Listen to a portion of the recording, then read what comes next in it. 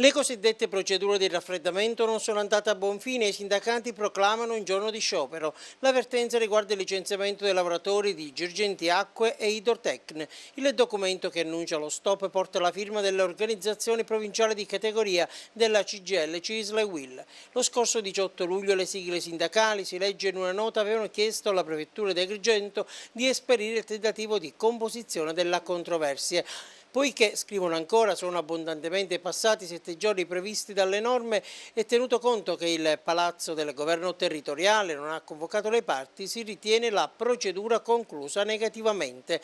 L'incontro era stato richiesto in seguito ai licenziamenti decisi quest'estate da Girgenti Acque e Irdotecne, con 25 lavoratori che hanno perso il posto di lavoro.